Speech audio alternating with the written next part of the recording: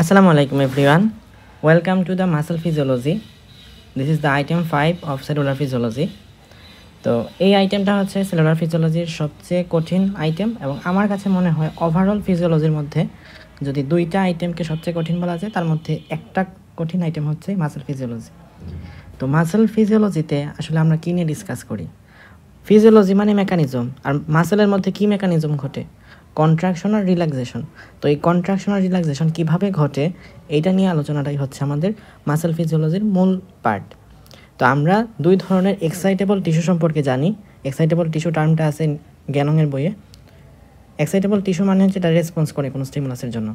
নার্ভটা হচ্ছে স্টিমুলাসটা ক্যারি করে, আর মাসেলটা সেটার জন্য সেই স্টিমুলাসকে রেসপন্স করে, সেখানে কন্ট্রাকশন ঘটায় অথবা স্টিমুলাস না থাকলে রিল্যাক্সেশন ঘটায়।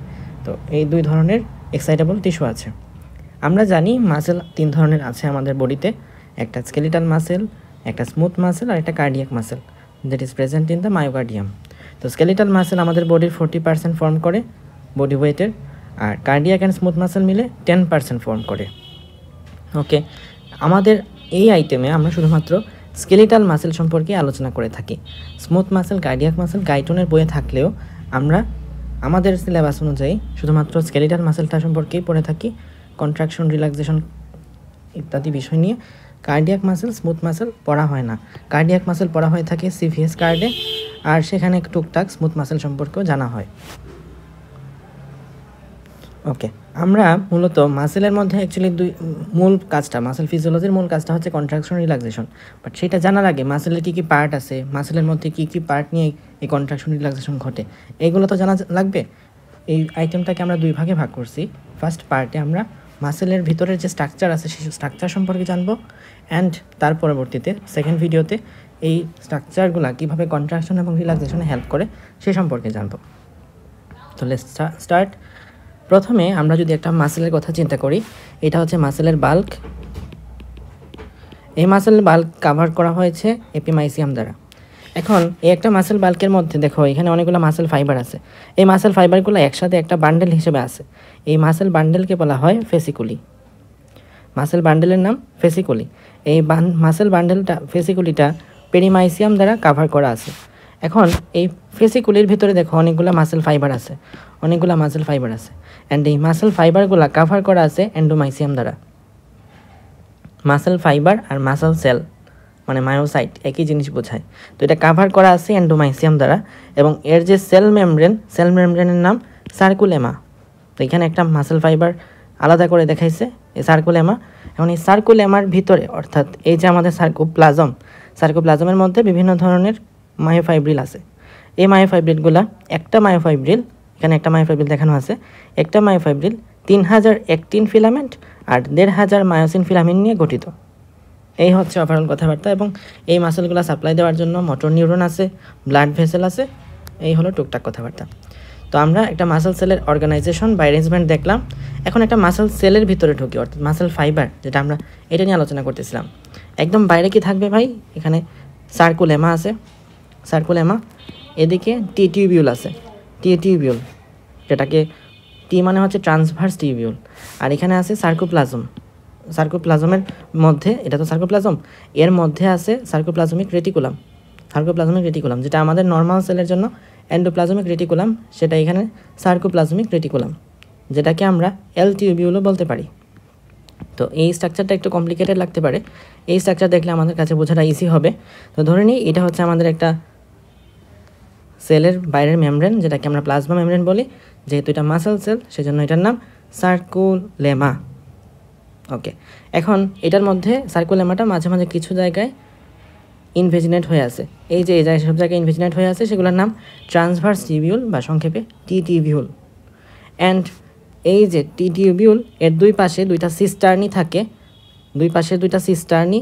এই যেটা একটা সিস্টার্নি, যেটা একটা এল টিউবিউল। এই এল টিউবিউল হচ্ছে আমাদের সার্কোপ্লাজমিক রেটিকুলাম নিয়ে গঠিত। সার্কোপ্লাজমিক রেটিকুলাম যার দুই সাইডে দুইটা সিস্টার্নি আছে, একটা সিস্টার্নি, তার পরবর্তীতে একটা টিউবিউল এবং তার পাশে আরেকটা সিস্টার্নি। এই তিনটাকে একসাথে বলা হয় ট্রায়াড। ওকে, স্কেলিটাল মাসেলের মধ্যে শুধুমাত্র এই ট্রায়াডটা দেখা যায়। আমরা এই আইটেমে শুধুমাত্র স্কেলিটাল মাসেল নিয়ে সব কিছু পড়ব। ওকে, তো এটাকে আমরা এল টিউবিউল বা সার্কোপ্লাজমিক রেডিকুলাম বলে থাকি। এল মানে হচ্ছে লঙ্গিটিউডিনাল, তো যেহেতু লঙ্গিটিউডিনাল ডিরেকশনে আছে সেই জন্য এটার নাম এল টিউবিউল, আর এটা হচ্ছে ট্রান্সভার্স। ওকে, এবং এখানে আমাদের কিছু ধরনের মায়োফাইব্রিলগুলো আমরা দেখতে পারতেছি, এবং এখানে ডার্ক এবং light, dark band, light band, dark band, light band, এভাবে অনেক কিছু বিন্যস্ত আছে যেগুলোকে অ্যাক্টিন এবং মায়োসিন দ্বারা নির্দেশ করা যায়। ওকে, এখন আমরা এই স্ট্রাকচারের মধ্যে আসলে কী কী জিনিস পড়তেছি? সার্কুলেমা দেখলাম একটা স্ট্রাকচার, তার পাশাপাশি টি টিউবিউল দেখলাম একটা স্ট্রাকচার, এবং মায়োফাইব্রিল দেখলাম একটা স্ট্রাকচার, এই তো। আচ্ছা, এখন সার্কুলেমা তো একটা প্লাজমা মেমব্রেন। তো প্লাজমা মেমব্রেন কি? লিপিড আর প্রোটিন নিয়ে গঠিত। এখানে দুই ধরনের প্রোটিন আছে, একটা ইন্টিগ্রাল প্রোটিন, একটা পেরিফেরাল প্রোটিন, এজ ইউজুয়াল। তবে এখানে ইন্টিগ্রাল প্রোটিনগুলোর নাম বইয়ের মধ্যে দেওয়া আছে ডিস্টোগ্লাইকান আর সার্কোগ্লাইকান। পেরিফেরাল প্রোটিনের নামও দেওয়া আছে ডিস্ট্রোফিন, সিনট্রোফিন। এই ডিস্ট্রোফিন থেকে ডুশেনো মাস্কুলার ডিস্ট্রফি হইতে পারে যদি ডিস্ট্রোফিন এর যে প্রোটিনটা আছে সেই প্রোটিনটা মিউটেশন হয়ে যায়। আমরা অধ্যায়ের লাস্টে এটা সম্পর্কে জানবো। ওকে, এখানে গ্যানম থেকে একটা ছবি দেওয়া আছে, ডিস্টোগ্লাইকান এর কথা লেখা আছে, সার্কোগ্লাইকানের কথা লেখা আছে। সার্কোগ্লাইকান আবার 4টা সাব টাইপে বিভক্ত থাকে। অ্যান্ড এখানে আছে আমাদের সিনট্রোফিন আর ডিস্ট্রোফিন আলাদা করে আছে। এই হচ্ছে ওভারঅল আমাদের গ্যানম থেকে একটা ছবি নেওয়া এটা। তো sarcotubular system that is very very important. এখানে দুইটা ভাগ করতে পারি। আমরা দেখছি দুই ধরনের টিউবিউল আছে, একটা টি টিউবিউল আর একটা এল টিউবিউল। টি টিউবিউলটার মধ্যে থাকে L type voltage gated calcium channel, অথবা ডিএইচপিআর ডাইহাইড্রোপাইরিডিন রিসেপ্টর, অথবা ক্যালসিয়াম ভোল্টেজ 1.1 বলা হয়, calcium gated voltage gated calcium channel 1.1। আর আরেকটা আছে রাইনোডিন রিসেপ্টর চ্যানেল, যেটা এল টিউবিউলের মধ্যে অবস্থিত। আমরা ফিগারের মধ্যে দেখবো এরপরে।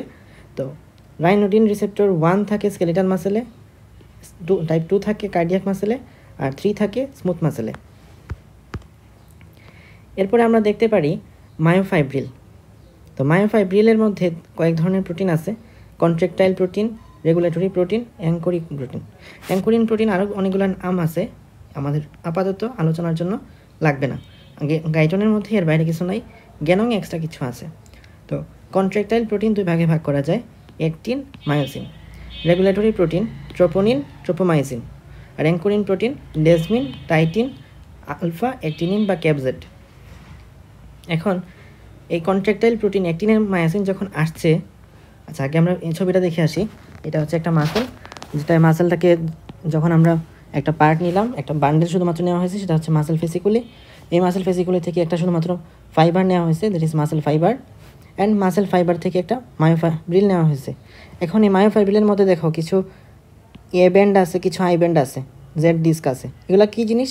এগুলো আমরা আপাতত বুঝতেছি না, বাট আমরা সার্কোমিয়ার নামটা সম্ভবত সব এর আগে কখনো শুনছি। সার্কোমিয়ার হচ্ছে স্মলেস্ট কন্ট্রাকটাইল ইউনিট।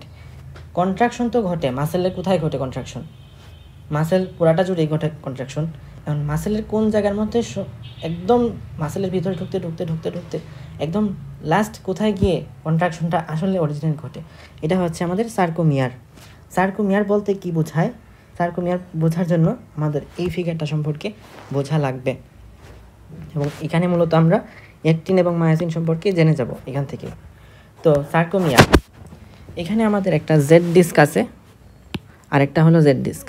এই পাশাপাশি দুইটা জেড ডিস্কের মধ্যবর্তী যতটুকু পার্ট, এটাকে একটা সার্কোমিয়ার বলা হয়। আমরা মায়োসিন আর অ্যাক্টিন সম্পর্কে জানছি। তো এই যে এখানে সবুজ নীল কালার দিয়ে যেটা চিহ্নিত করা হয়েছে সেটা হলো মায়োসিন, এবং লাল কালার দিয়ে চিহ্নিত যেটা করা হয়েছে সেটা হলো অ্যাক্টিন। এটা একটা অ্যাক্টিন, এটা একটা মায়োসিন, এটা একটা অ্যাক্টিন, এটা একটা মায়োসিন। তো লেংথ সম্পর্কে আমরা জানতে পারি, অ্যাক্টিনের লেংথ হচ্ছে 1 মাইক্রোমিটার, আর মায়োসিনের লেংথ হচ্ছে 1.6 মাইক্রোমিটার। আর ওভারঅল একটা সার্কোমিয়ারের লেংথ হচ্ছে 2 থেকে 2.2 মাইক্রোমিটার। ওকে, এখন লাইট ব্যান্ড বা এ ব্যান্ড, এটা দিয়ে কী বোঝায়? এ ব্যান্ড হচ্ছে এইটা, সরি এটা তো এ ব্যান্ড, লাইট ব্যান্ড আমি যেটা বলতেছিলাম এটা হচ্ছে এই লালটা, এইটা। অর্থাৎ যেখানে কোনো ধরনের মায়োসিন ফিলামেন্ট নাই, এই অংশটার নামই হচ্ছে লাইট ব্যান্ড বা আই ব্যান্ড। মায়োসিন নাই তাহলে কি আছে? অ্যাক্টিন আছে, এবং এখানে জেড ডিস্কের মধ্যে ট্রোপোনিন আর ট্রোপোমাইস আছে। এরা আইসোট্রপিক টু পোলারাইজড লাইট। আর আরেকটা হলো জেড লাইন বা জেড ডিস্ক, এটা হচ্ছে এটা হলো অ্যাক্টিন ফিলামেন্টসের ইন্ট। এটা একটা অ্যাক্টিন ফিলামেন্ট, এটা একটা অ্যাক্টিন ফিলামেন্ট। এই দুইটা যেখানে আইসা জোড়া হয়েছে, একসাথে কানেক্টেড হয়েছে, যেখানে অ্যাটাচ হয় দুইটা ends of actin filament, that is Z line or Z disc. এটা হচ্ছে আই ব্যান্ডের একটা ডিভাইডার বলতে পারি। এই পুরাটাই তো আমাদের আই ব্যান্ড, তাই না? এই পুরাটাই হচ্ছে আমাদের আই ব্যান্ড। এখন এটার মধ্যে একটা ডিভাইডার কি, এটা না? তাহলে এটা আমরা বলতে পারি ডিভাইডার অফ আই ব্যান্ড। তারপর ডায়ারেক্ট ব্যান্ড বা এ ব্যান্ড, যতটুকু জুড়ে মায়োসিন আছে ততটুকুর নামই হচ্ছে এ ব্যান্ড। তাহলে এইটার নাম হচ্ছে আমাদের এ ব্যান্ড। ওকে, ঠিক আছে। দে আর অ্যানাইসোট্রপিক টু পোলারাইজড লাইট। দেন এইচ ব্যান্ড বা জোন, এটা হলো এ ব্যান্ডের একটা অংশ, এ ব্যান্ডের একটা অংশ যেখানে কোনো ধরনের অ্যাক্টিন ফিলামেন্ট নাই। তাহলে এই পার্টটুকু, যে পার্টটুকু আমি মার্ক করতেছি সেটা, এটা হচ্ছে আমাদের এইচ ব্যান্ড বা এইচ জোন, যেখানে actin and myosin don't overlap. এমনি তো দেখতেছি এই জায়গার মধ্যে কি অ্যাক্টিনও কিছু কিছু আছে, কিন্তু কিছু কিছু আছে, মায়োসিন আছে ঠিক আছে পুরোটা জুড়েই, কিন্তু অ্যাক্টিনও কিছু কিছু আছে। তো অ্যাক্টিন মায়োসিন সব দুইটা থাকলেই হবে না, যেখানে শুধুমাত্র মায়োসিন ফিলামেন্ট আছে অ্যাক্টিন নাই, তার মানে এই পার্টটুকু, এটাকে আমরা বলতে পারি এইচ ব্যান্ড। এখন এইচ ব্যান্ডের একটা পয়েন্ট আছে, একদম মিড পয়েন্ট, এইটা হচ্ছে আমাদের এইচ ব্যান্ডের একদম মিডল, এইচ ব্যান্ডের একদম মিডল, এইচ ব্যান্ডের একদম মিডল, এইচ ব্যান্ডের একদম মিডল। এইটাকে যদি আমি একদম কানেক্ট করে দিই, তখন যেটা পাওয়া যাবে সেটা হচ্ছে এম লাইন, তাহলে transverse line in the middle of H band. আর এই যে আমাদের পুরা দুটো জেড ডিস্ক, এটা একটা জেড ডিস্ক, এটা একটা জেড ডিস্ক, এই মাঝখানে পুরাটাকে আমরা একসাথে বলতে পারি যে এটা একটা সার্কোমিয়ার। ওকে, আচ্ছা, তো আমরা অ্যাক্টিন আর মায়োসিন ফিলামেন্ট সম্পর্কে জানছি। এখন অ্যাক্টিন ফিলামেন্ট আসলে গঠিত হয় কী দিয়ে? প্রথম কথা, জি প্রোটিন এর সাথে একটা এডিপি বাইন্ড করে, যেটা হচ্ছে আমাদের অ্যাক্টিনের অ্যাক্টিভ সাইট বলতে পারো। এই জি প্রোটিন থেকে পলিমারাইজ হয়ে ফর্ম করে এফ প্রোটিন, এফ প্রোটিন দুইটা মিলে তৈরি করে একটা অ্যাক্টিন ফিলামেন্ট, অ্যাক্টিন মলিকিউল। আর আমাদের গাইডনে বলা আছে অ্যাক্টিন ফিলামেন্ট আসলে গঠিত হয় অ্যাক্টিন মলিকিউল, ট্রোপোনিন আর ট্রোপোমাইসিন মিলে। তো অ্যাক্টিন মলিকিউল হচ্ছে এটা, আর ট্রোপোনিন ট্রোপোমাইসিন সম্পর্কে আমরা জানবো। তার আগে মায়োসিনটা সম্পর্কে জেনে ফেলি। মায়োসিন 6টা পলিপেপটাইড চেইন নিয়ে গঠিত, তার মধ্যে 2টা হেভি চেইন আর 4টা লাইট চেইন। তো এইটা হচ্ছে আমাদের একটা হেভি চেইন দেখতেছি, আর একটা হেভি চেইন। তো এখানে 2টা হেভি চেইন দেখতে এখানে মার্ক করা আছে, এটা হচ্ছে আমাদের মায়োসিনের টেইল। এখানে হলো এই দুইটা, এটা একটা, মানে এই দুইটা হচ্ছে এমন একটা পয়েন্ট, যেসব পয়েন্টে এখানে হেডটা যদি তার কোনটা চেঞ্জ করতে চায়, অ্যাঙ্গেলটা চেঞ্জ করতে চায়, তা যদি এরকম হইতে চায় বা এভাবে হইতে চায়, তখন কিন্তু তার যে ডিরেকশনটা চেঞ্জ হবে, চেঞ্জ হওয়ার জন্য কোন পয়েন্টে চেঞ্জ হয়, এই হিঞ্জ পয়েন্টটাকে কেন্দ্র করেই চেঞ্জ হয়। তাহলে এটা হচ্ছে হিঞ্জ বলা হয় এটাকে, ঠিক আছে, হিঞ্জ। আর এই যে পার্টটুকুল টেইল আর হেডের মাঝখানের অংশ, এর নাম হলো আর্ম। আর এটা হলো হেড, হেডের মধ্যে আরও দেখতেছি আমরা লাইট চেইন আছে, প্রত্যেক হেডে 2টা করে লাইট চেইন আছে, তাহলে 2টা হেডে 4টা লাইট চেইন আছে। এই হচ্ছে আমাদের কথাবার্তা। হেভি চেইনের মধ্যে কী কী ফর্ম করতেছে? হেভি চেইন দ্বারা টেইল ফর্ম করতেছে, আর্ম ফর্ম করতেছে 2টা, হিঞ্জ 2টা ফর্ম করতেছে, এটা একটা আর এটা একটা, 2টা, এবং 2টা হেড ফর্ম করতেছে। আর লাইট চেইন দিয়ে হেডের কিছু অংশ ফর্ম করতেছে, 2টা লাইট চেইন মিলে হেডের কিছু অংশ ফর্ম করে। অ্যাক্টিন মায়োসিন গেল। তারপর ট্রোপোমায়োসিন। আমরা জানি যে অ্যাক্টিন আর মায়োসিন এদের ইন্টারাকশনের জন্যই মাসেল কন্ট্রাকশনটা ঘটতে পারে। তো এটা হচ্ছে আমাদের একটা মায়োসিন ফিলামেন্ট, মায়োসিন ফিলামেন্টের এটা হলো হেড, আর এটা হলো আমাদের একটা অ্যাক্টিন ফিলামেন্ট। অ্যাক্টিন ফিলামেন্টের এই যে পয়েন্ট, এই যে জায়গা, এই যে জায়গা, এই যে জায়গা কালো কালারের, এটা হচ্ছে আমাদের active site of actin filament. এবং এই active site of actin filament একে কাভার করে রাখছে একটা খয়েরি কালারের জিনিস, দেখতেছো খয়েরি কালারের একটা প্রোটিন। এইটা হলো আমাদের সেই ট্রোপোমাইসিন। এটা হচ্ছে গেট কিপার, যে অ্যাক্টিন এবং মায়োসিন এই দুইটা অ্যাটাচমেন্ট হইতে বাধা দেয়। তাহলে অ্যাক্টিভ সাইট অফ অ্যাক্টিন ফিলামেন্টকে কাভার করে রাখে এবং prevent attachment of actin and myosin. আর আমরা আরও একটা পড়ছিলাম ট্রোপোনিন। ট্রোপোনিন হচ্ছে একটা স্ফেরিক্যাল মলিকুল। স্ফেরিক্যাল মানে তো বুঝো গোলাকার, তাহলে রাউন্ড শেপড গোলাকার দিলাম। এটা 3টা সাব ইউনিটে বিভক্ত, একটা টি সাব ইউনিট, একটা সি সাব ইউনিট আর একটা I sub unit. T sub ইউনিটের সাথে অ্যাটাচ থাকে ট্রোপোমাইসিন, ওকে। সি সাব ইউনিটের সাথে 4টা ক্যালসিয়াম বাইন্ড হইতে পারে, 4টা ক্যালসিয়াম বাইন্ডিং সাইট আছে। এই 4টার মধ্যে 2টা ক্যালসিয়াম অলওয়েজ বাইন্ড করা থাকে, রিল্যাক্স স্টেট হোক বা কন্ট্রাক্ট হোক, এটা অলওয়েজ বাইন্ড করা থাকে। তার মানে ফাঁকা আছে কয়টা? 2টা। যখন কন্ট্রাকশন ঘটবে তখন 2টা ক্যালসিয়াম সার্কোপ্লাজমিক রেটিকুলাম থেকে এখানে আইসা জমা হইতে পারে বা এখানে আইসা বাইন্ড হইতে পারে। তখন ক্যালসিয়ামটা এটার সাথে যখন বাইন্ড হইলো, তখন এই যে ট্রোপোনিন সির সাথে যখন ক্যালসিয়াম প্লাস আইসা বাইন্ড করে, তখন ট্রোপোমাইসিনের সাথে এই ট্রোপোনিন টি এইটার যে কানেকশন, এটা কিন্তু মুক্ত হয়ে যায়। যখন ক্যালসিয়াম ট্রোপোনিন সির সাথে কানেক্টেড হয়, তখন ট্রোপোমাইসিনের সাথে ট্রোপোনিন টির যে সম্পর্ক, এটা দূরীভূত হয়ে যায়, ট্রোপোমাইসিনটা আলাদা হয়ে যায়। ওকে, অ্যান্ড আই যে ট্রোপোনিন আই আছে, এই ট্রোপোনিন আইটা হেল্প করে ট্রোপোমাইসিনকে অ্যাক্টিন এবং মায়োসিনের মধ্যে যে অ্যাটাচমেন্ট হওয়ার কথা, সেই অ্যাটাচমেন্টটাকে প্রিভেন্ট করার জন্য। এছাড়া আমরা পড়ছিলাম কিছু অ্যাঙ্করিং প্রোটিন, যেমন ডেজমিন, আলফা অ্যাক্টিনিন, টাইটিন। ডেজমিনটা হচ্ছে জেড লাইন, তো পড়ছো জেড ডিস্ক, এটার সাথে সার্কুলেমার কানেকশন রক্ষা করার জন্য কাজ করে ডেজমিন। ক্যাপজেড, এটা হলো জেড লাইন প্রোটিন, জেড লাইনের মধ্যে থাকে। এটা অ্যাক্টিনের সাথে জেড লাইনকে কানেক্ট করে। অ্যাক্টিনের সাথে আমরা দেখছি যে এটা হচ্ছে অ্যাক্টিন, এটা হলো জেড লাইন, তো এটার সাথে এইটা আবার এইটা, এদের মধ্যে যে কানেকশন, এইটা ফর্ম করার জন্য হেল্প করে, অ্যাঙ্কর করে রাখে আলফা অ্যাক্টিনিন বা ক্যাপজেড। আর আছে টাইটিন। টাইটিনটা হচ্ছে এম লাইনের সাথে জেড লাইনকে কানেক্ট করে। এটা একটা ইলাস্টিক প্রোটিন এবং মায়োসিনকে সেন্টারে প্লেস করার জন্য, মায়োসিনের সেন্টার প্লেসমেন্টের জন্য হেল্প করে। তো মায়োসিন এখানে মাঝখানে কেমনে পড়ে থাকবে? কেন এখানে পড়ে আছে? কারণ এখানে আমাদের টাইটিন প্রোটিনটা হেল্প করতেছে। এই হচ্ছে কথা। আচ্ছা, আমার মনে হয় এটা বুঝতে পারছি আমরা। একটা মাসেলের যে সেল মায়োসাইটের যাবতীয় গঠন সম্পর্কে এখানে আমরা আলোচনা করছি। তো 2 ধরনের মাসেল ফাইবার থাকতে পারে, একটা রেড মাসেল ফাইবার আর একটা হোয়াইট মাসেল ফাইবার। এটা আমি সেলিম রেজা বই থেকে নিছি, হিস্টোলজি থেকে। আমাদের গাইটনের বইয়ের মধ্যেও রেড ফাইবার্স আর হোয়াইট ফাইবার্সের মধ্যে একটা ডিফারেন্স আছে, লেখা আছে বাংলা ভাষায়, মানে ইংলিশে লেখা আছে, তো গদবাঁধাভাবে লেখা আছে, এখানে পার্থক্য হিসেবে দেওয়া আছে, তো বুঝতে সুবিধা হবে। রেড মাসেল ফাইবার্সটা কম পরিমাণে ফেটিক হয়, আর হোয়াইট মাসেল ফাইবারটা দ্রুত ফেটিক হয়ে যায়। তো আমরা তো জানি আমাদের বডির মাসেলগুলো নার্ভ ফাইবার দ্বারা সাপ্লাই হয়, অর্থাৎ যেটাকে আমরা নার্ভ সাপ্লাই বলি। তো নার্ভ সাপ্লাইটা আসে কই থেকে? স্পাইনাল কর্ড থেকে। স্পাইনাল কর্ড, এই স্পাইনাল কর্ড থেকে 2 ধরনের রেমাই থাকে, ভেন্ট্রাল রেমাই আর ডরসাল রেমাই। তার মধ্যে ভেন্ট্রাল রেমাই দ্বারা মোটর সাপ্লাই হয়, ডরসাল রেমাই দ্বারা সেন্সরি সাপ্লাই হয়। আপাতত এতটুকু জানা থাকলেই হবে। এখন এই যে আমাদের এখানে ধরে নিলাম এটা কোনো একটা ভেন্ট্রাল রেমাই, যার মধ্য থেকে আসলো, এটা হচ্ছে একটা নিউরন। নিউরনের লাস্টে এখানে কি থাকে? অ্যাক্সন টার্মিনাল, যেখান থেকে এখানে নিউরোমাসকুলার জাংশন, অর্থাৎ নিউরন এখানে শেষ, মাসেলের শুরু। নিউরোমাসকুলার জাংশন এখানে গিয়ে সাপ্লাই দিচ্ছে, নার্ভ ফাইবারগুলো নার্ভ সাপ্লাই দিচ্ছে।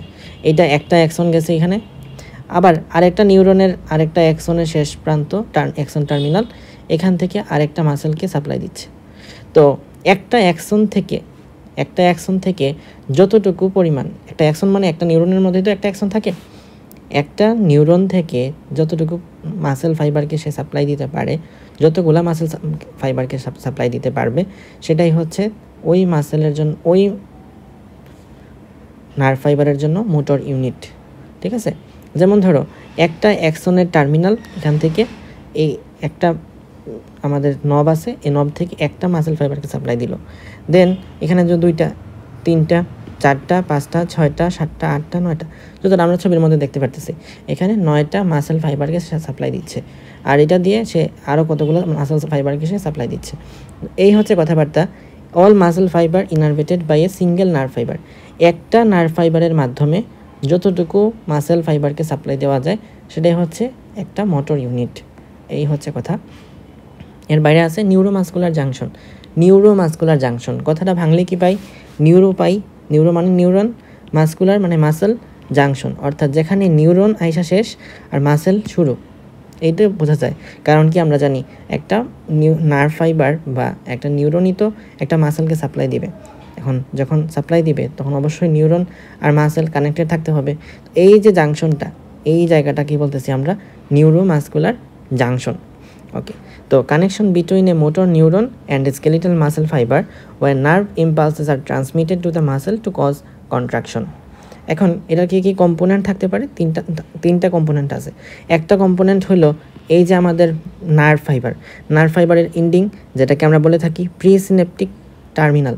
যেহেতু এখানে সিনেপসের আগে প্রথমে এটার মধ্যে ছিল নার্ভ ইম্পালসটা, তার মানে এটা হলো প্রিসিনেপটিক টার্মিনাল, যেখানে আছে অ্যাক্সন টার্মিনাল, এটা হলো অ্যাক্সন টার্মিনাল, এবং এছাড়া আছে synaptic vesicle, voltage gated calcium channel সম্পর্কে আমরা পরবর্তীতে আরও ছবি দেখব। আপাতত এতটুকু জানো। আর এর বাইরে আছে সিনেপটিক ক্লেফট, এই যেখানে ফাঁকা স্থান দেখতেছি সাদা কালারে যা আছে, এই পার্টটুকুর নাম হচ্ছে সিনেপটিক ক্লেফট। আর মোটর এন্ড প্লেট, মাসেলের যে অংশটুকু কানেক্টেড আছে নার্ভ ফাইবারের সাথে, এই পার্টটুকুর নাম হচ্ছে আমাদের মোটর এন্ড প্লেট। এখানে যা আছে পুরোটাই তো মোটর এন্ড প্লেট বলতেছি, মাসেলের অংশটুকুকে।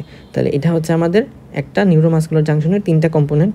তো মোটর এন্ড প্লেটের মধ্যে কী কী আছে? আগে মোটর এন্ড প্লেটের একটা ডেফিনেশন আসতে পারে পরীক্ষায়, যে এটা হচ্ছে একটা specialised region of a muscle fibre membrane of a neuromuscular junction where it receives signal from a motor neuron. তাহলে মোটর নিউরন থেকে সিগন্যালটা যে রিসিভ করতে পারে, মাসেলের যে অংশটুকু রিসিভ করে, সেটার নামে হচ্ছে মোটর এন্ড প্লেট। এখানে তিনটা জিনিস আছে, একটা হলো junctional fold, acetyl choline receptor, cholinesterase enzyme. Acetyl cholinesterase enzyme কী করে? অ্যাসিটাইল কোলিনকে ভেঙে কোলিন এবং অ্যাসিটেট এই দুইটা ভাগে ভাগ করে ফেলে, মানে অ্যাসিটাইল কোলিনকে এক কথায় সে করে ফেলে আর কি, ভেঙে ফেলে, ব্রেকডাউন করে ফেলে। তাহলে junctional fold, acetyl choline receptor আর কোলিনেস্টারেজ এনজাইম, এই তিনটা জিনিস থাকতে পারে মোটর এন্ড প্লেটের মধ্যে। এখানে আমাদের ছবিগুলো আছে আবার। এখানে দেখো, আমরা বলছিলাম যে প্রিসিনেপটিক টার্মিনাল, এখানে আছে প্রিসিনেপটিক অ্যাক্সন, এছাড়া synaptic vesicle, voltage gated calcium channel, এটাকে আমরা বলতেছি সিনেপটিক ক্লেফট, এবং এটা হলো পোস্টসিনেপটিক মেমব্রেন, যেটাকে আমরা মাত্রই নাম দিলাম মোটর এন্ড প্লেট। এখানে আছে অ্যাসিটাইল কোলিনেস্টারেজ, এছাড়া অ্যাসিটাইল কোলিন রিসেপ্টরের কথাও থাকার কথা, এই যে অ্যাসিটাইল কোলিন রিসেপ্টর, এবং এটা হচ্ছে আমাদের জাংশনাল ফোল্ড। এই হচ্ছে কথাবার্তা আমাদের ওভারঅল মোটর এন্ড প্লেট সম্পর্কে, এক কথায় নিউরোমাসকুলার জাংশন সম্পর্কে। আমরা হাফ অংশ শেষ করলাম, এবং কিভাবে মেকানিজমগুলোর কোন মেকানিজমের মাধ্যমে মাসেলের মধ্যে কন্ট্রাকশন ঘটে, রিল্যাক্সেশন ঘটে, এটা সম্পর্কে আমরা নেক্সট পার্টে জানবো। Please subscribe my channel.